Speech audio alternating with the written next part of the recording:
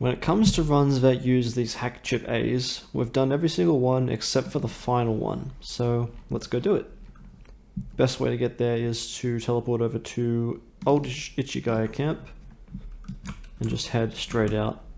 This one is actually quite a step up from hack chip 3A, but for us, we're way beyond the strength needed for this run, so it won't be an issue. But the main thing that people come across is that this is the first run that really spams ailments on you. So people come here without any ailment blocking and they just get destroyed. Let's talk to this girl and she should let me in. Alright. It's all nice and red just like Kappa. Starts with a bunch of Dabster Titania.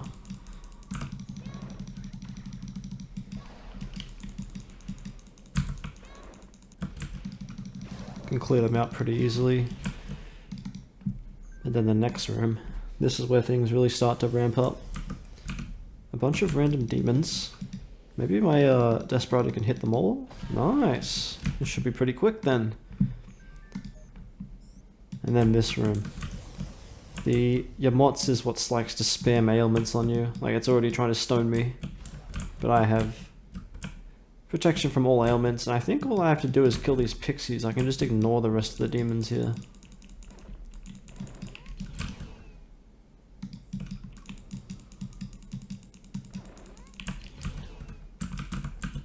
There's 4 of them. Yeah, and that's it. It's a weird scatter of boxes. And the reason people like to run this a lot is that you're guaranteed to get one of these that I just showed you. You can buy these in the comp shop, but you can also get them here. The item that gets you more Masacados and Diaspora. And of course you get a random demon too. So I might just go through and spend all of these, because I don't really want to spend my hard-earned MF on these.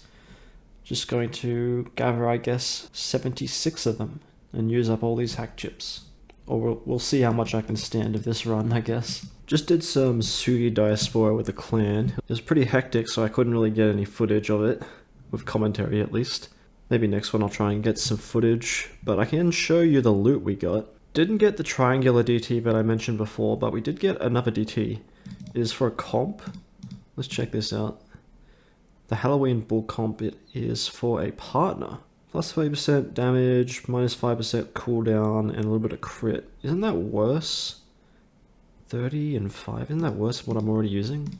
It's a little bit different, but this one does have that 100% XP earned. I don't know, they're pretty balanced, I would say. I'm going to stick with this one though. Each Diaspora run has a few different weapons you can get, and we got a Penetrate Axe. This is actually a highly valued weapon for melee builds because it has a strange affinity that they don't usually have access to, being Penetrate. Most people associate Penetrate with like a gunner. This is one of the few non-gun weapons that have Penetrate as their affinity. It doesn't mean that it deals long-range damage, it still deals close-range damage just in the affinity of Penetrate. And where this matters most is Cathedral, because there's a buff in there that you can take that's just called long range. And what that actually means is that it allows you to use the handgun, Penetrate, and Spread affinities on the boss. Just all 3 of the traditional gun affinities.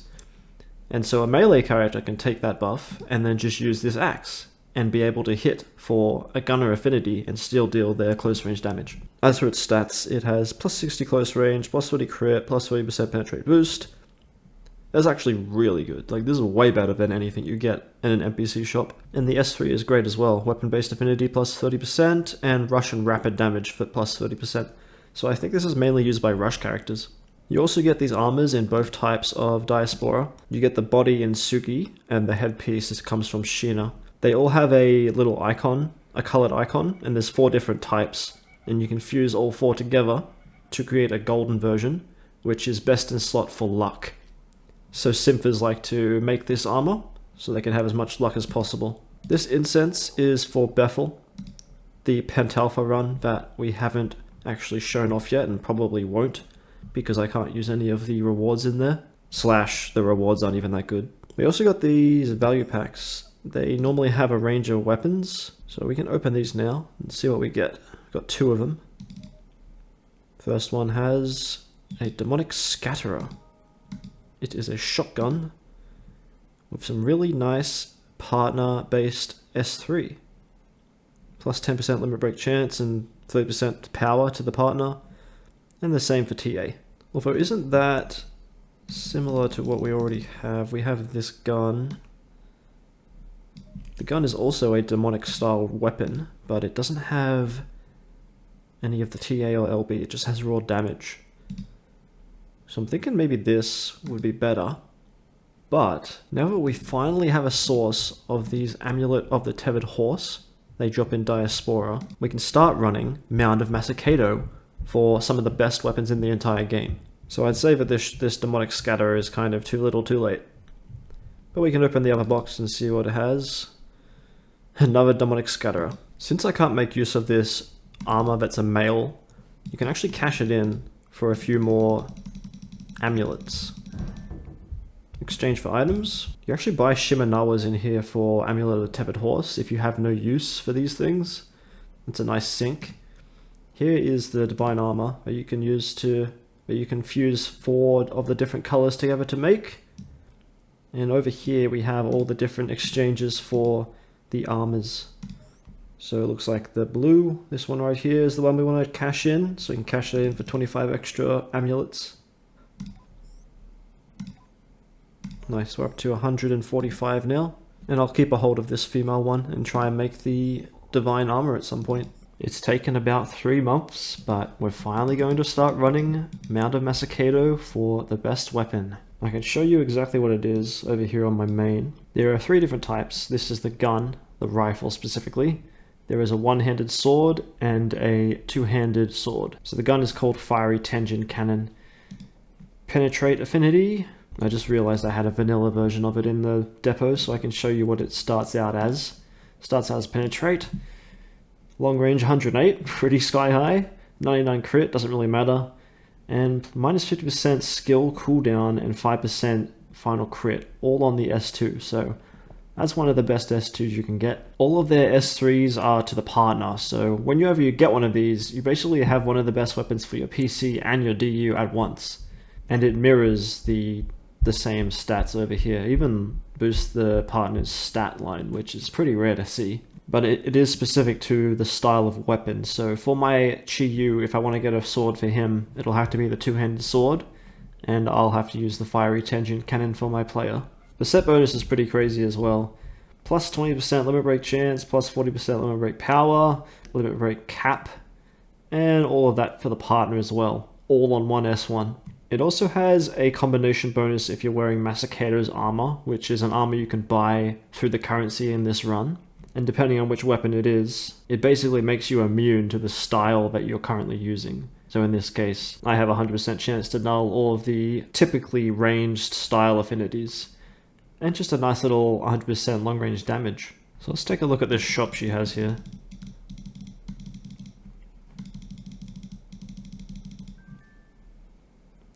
She straight up sells the weapons, although they are a drop from the run as well. This is more of like a, if you go super unlucky, you can get one here. Once again, you see they require salvage weapon parts. We know where to get those. And these Masakado soul fragments, you get one of these per run. So I would say, if you go 100 runs here without getting the weapon you want, that's crazy unlucky. I don't really think that happens to many people, but I guess it's nice if it's here, just in case that does happen. It's nice to know that you can do this. Also sells the Masakado plugin, which I can't even fuse him because I don't have access to Daisojo. Here's the armor. I haven't checked whether this is something that is best in slot for me, but I imagine it would be, because it has minus 20% damage reduction on the S2. And just a nice minus 50% incantation as well. And then it just mirrors those stats for the partner on the S3. The S1 we definitely won't be using because it doesn't have any final crit. And the top S1 is like your main source of every build's final crit, so we can't use that. You could buy the Records of Hell here, they're very expensive. You can get these much quicker in the Blood Tree run. Got a few Demon Souls. This one has 30% chance to drain fire and electric, and a 30% boost to fire and electric. This one has an interesting LB chance plus 5% to your demon, that's pretty rare. Summon PG Oyamatsumi, he is a rock golem guy. This is actually the demon we need to complete that Slums weekly quest to make him into a soul stone, and then cash that in. They're pretty cheap, Doesn't take a whole lot of runs to do this. If you do roll for that weekly in the slums, you can just come here and get one. His DCM is here as well. These Vajra bells, they are used for getting Dice Sojo plugin. So useless to me because they're used in Nakano Underground Ruins, which is a plate dungeon. Oh, that's all she has. Let us hop into a run. There is an easy mode and a hard mode. They both require these Amulet of the Tethered Horse, but easy mode requires 1 and hard mode requires 5. We're only going to do hard mode because I don't think the weapons even drop in easy mode. Easy mode is mainly reserved for people that only want diamonds and they want them really quick or quite early on in the account. Right, this is the first room. The gimmick here is that the rock golem Oya Mitsumi is sitting in the middle. If you kill him first, you get massive debuffs onto your character. So you need to kill him last. So AoE attacks is pretty dangerous to use here. So I'm just going to use my green. Or like try and stay away from him as best as I can. So it looks like we can use force on the Nue. Gonna have to figure out weaknesses again.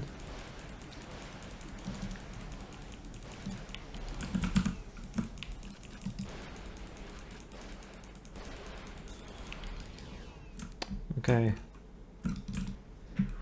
Now we can kill the rock boy. Use the final guy to remain.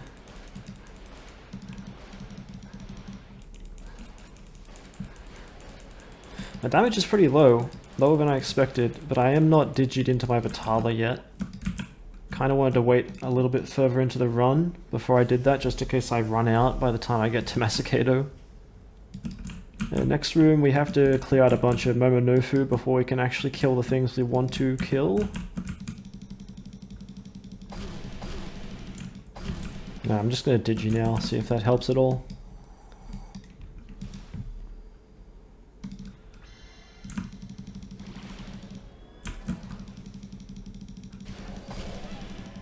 Oh yeah, that's better.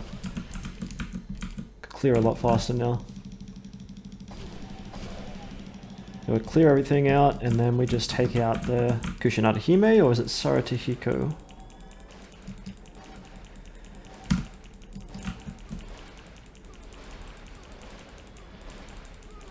Looks like it was just Saru that we had to kill.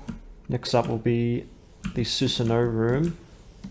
I think he is immune to electric. Unfortunately, yes, we have to use fire, which is our next best damage dealing move. Although we are lacking a lot of final crit for fire type damage.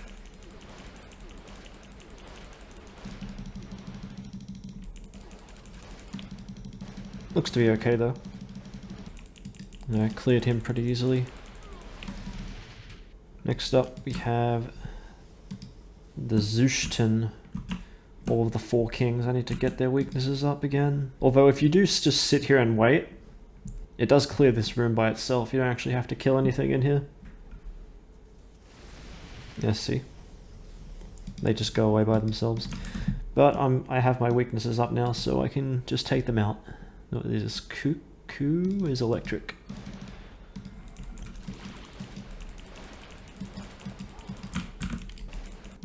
Chico is fire.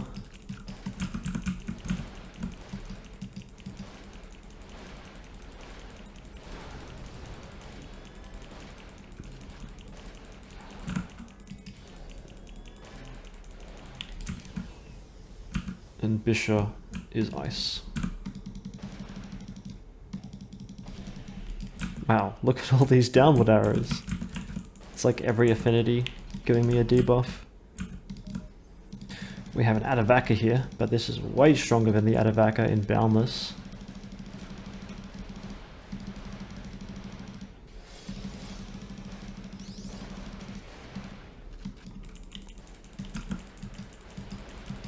At least he has null knockback though.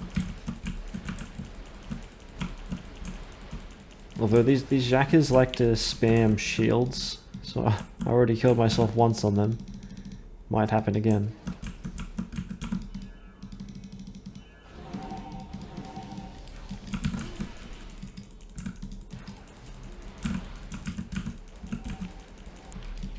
Okay.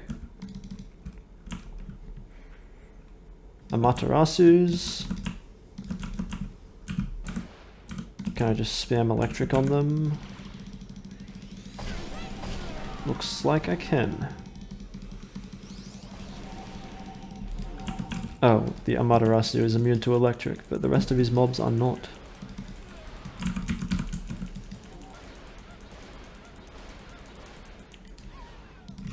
And now, we're on to Masakado, the final boss. He is an interesting little fight. I'll show you how it goes. So, he spawns in with a bunch of Momonofu that you have to kill.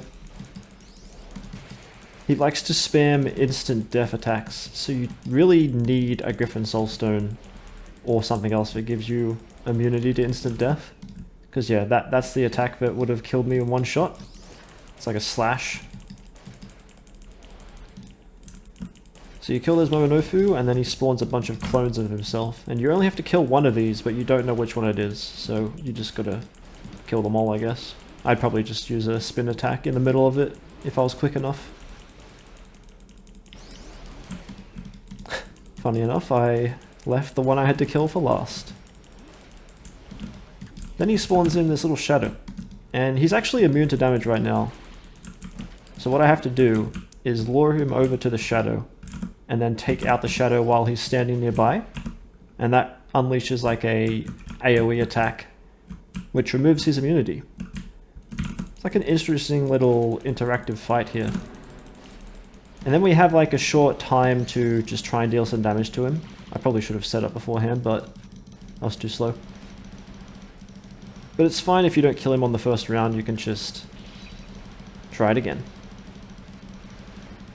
Looks like we might just get him down. Yes, very nice.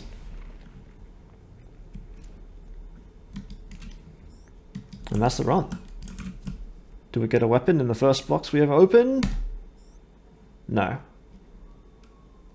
I think you always get this key, lets you into an abyss run. We'll do that eventually. And the soul fragment that I mentioned before. And these evil crystals just get you more casino coins. And that's it. Now we gotta do that another 50 times to get our fiery Tenjin cannon. Oh, and the purple box gives you the currency that you use to buy in the shop. It scales with the amount of people in your party, and they don't actually need to enter the run. You can just fill your party all the way up, and then you can get the maximum amount. That's why my main is in here as well. Oh, Demon Soul Masakado. This is pretty good for Chiyu.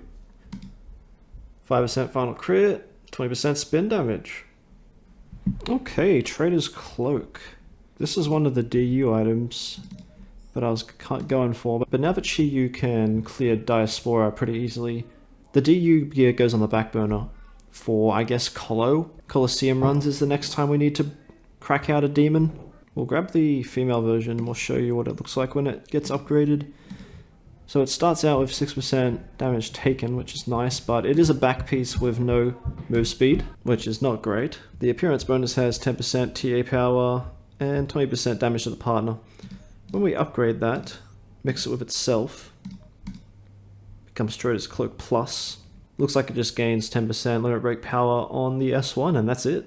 Oh, it gained minus 5% cooldown as well. Yeah, that's not really worth mixing, at least for me. I'll probably add that to my DU set, just gives the partner a little bit more damage. So gonna do some post-commentary over this Diaspora clip I got.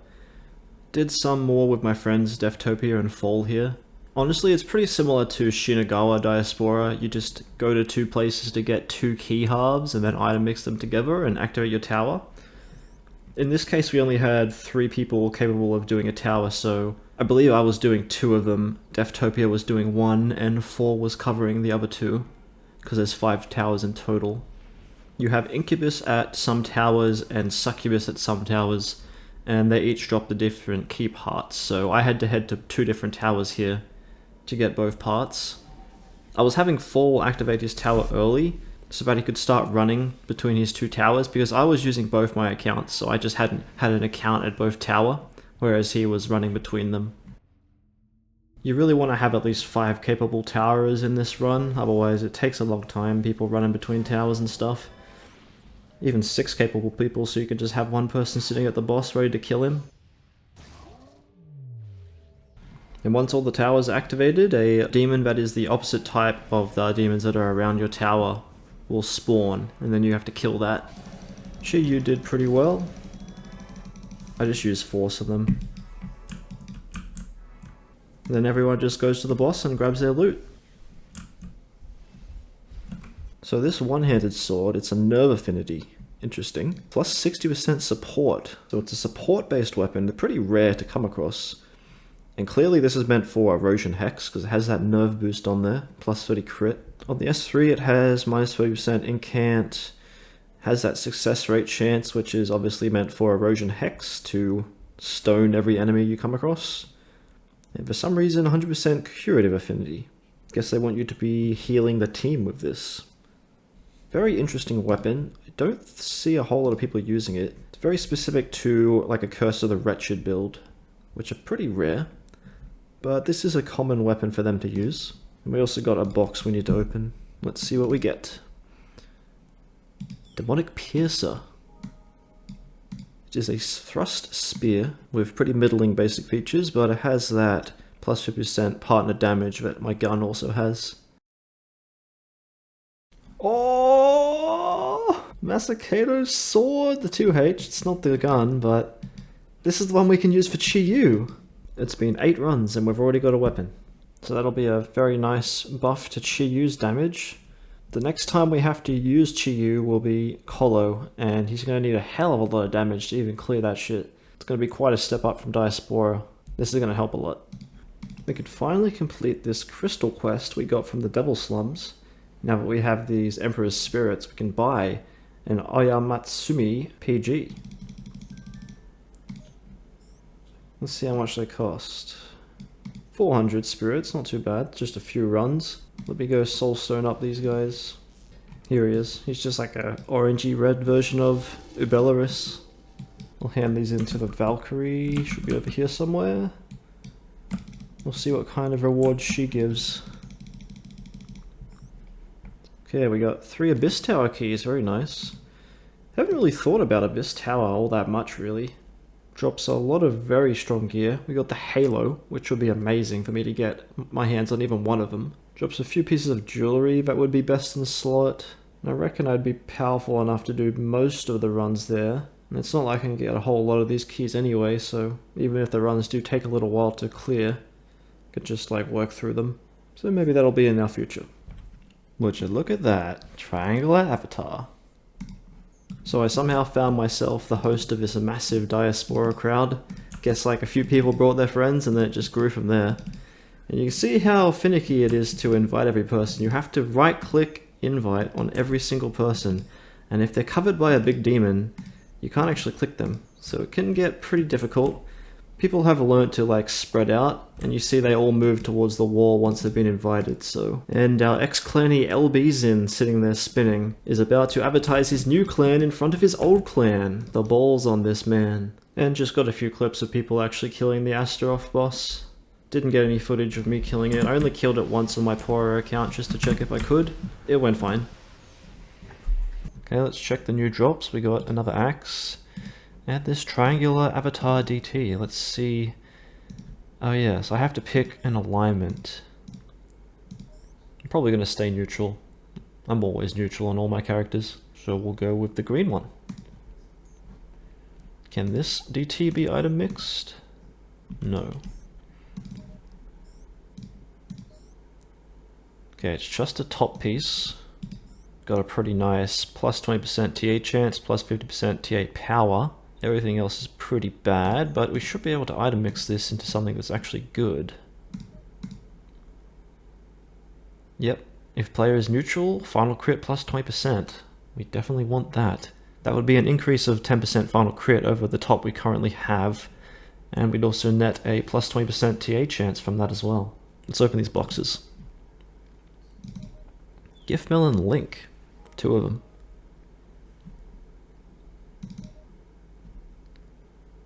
And a very cool looking sword.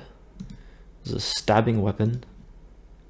Thrust affinity, Has the same damage as my gun, except it has this plus 40% limit break power on top of it.